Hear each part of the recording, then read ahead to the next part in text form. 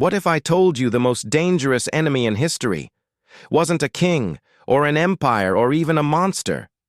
What if I told you it was an angel, perfect, beautiful, powerful, who stood closer to God than anyone else? The one we now call Satan once stood in heaven as Lucifer, the morning star. But how does the brightest light become the darkest shadow? Stay with me, because this is the untold story of pride, rebellion, and a war that changed eternity. Before the world had light, before the stars first burned, before time even had a name, there was heaven. And in heaven, one angel stood above all the rest. His name was Lucifer, the morning star. He was the most radiant of all God's creations. His body shimmered with precious stones, sardius, topaz, diamond, sapphire, emerald, each jewel reflecting the glory of God like living fire. And when he sang, heaven itself would stop. His voice wasn't just beautiful, it was alive. Angels forgot what they were doing just to listen. God gave him the highest position any angel could hold, the guardian of his throne.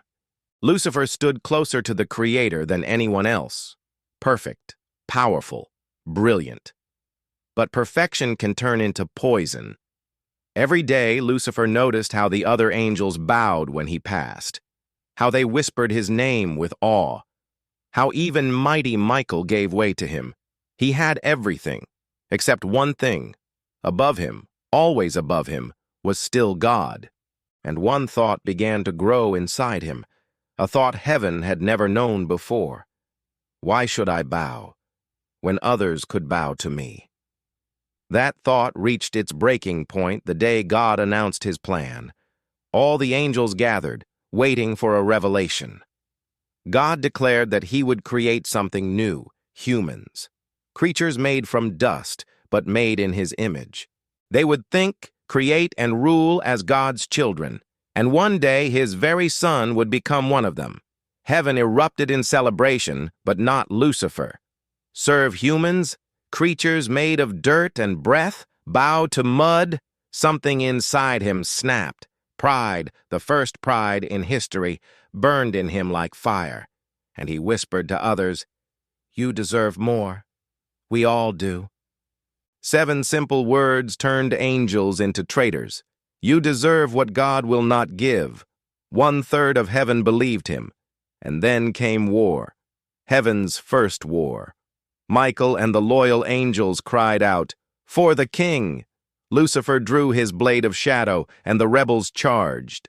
Light clashed against darkness. Wings became weapons. The sound was like the universe itself breaking apart. Lucifer fought with fury that could melt stars. Michael fought with righteousness that could shatter mountains. But no one can overthrow God, not even the brightest angel. One command was enough. Get out! And they fell. Lucifer and 1/3 of the angels cast down to earth like lightning. Heaven had its first loss. Earth had its first enemy. In Eden, Satan tried again, not with swords, but with lies. He whispered to Eve through the serpent, "Did God really say you can eat this fruit?" Not a command, but a question. Doubt wrapped in charm. Poison hidden in honey. "You won't die," he said. "Eat it. You'll be like God." And with one bite, paradise was traded away. Innocence shattered. Death entered the world, exactly as Satan wanted. From then on, Satan worked through every generation, through Cain's jealousy, through Pharaoh's cruelty, through Babylon's pride, always trying to stop the promised child, the one God said would crush his head. But then, one night in Bethlehem, that child was born. Jesus, the Son of God in human flesh, the one Satan feared most. He tempted him in the desert. He tried to twist his mission. He even plotted his death. On the cross, Satan thought he had finally won. For 3 days, hell celebrated. But on the 3rd morning, light burst from the tomb. Death was defeated. Jesus walked out alive, holding the keys of death and hell. Satan's nightmare had begun. Even now, Satan still works, not with horns and fire, but with pride, with the same lie he once believed. You don't need God. You deserve more.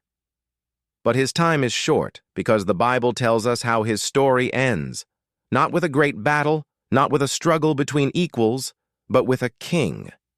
Jesus will return, the sky will split open, and angels will pour out like a flood of light. Satan will gather his armies, but one word from Christ will end it all.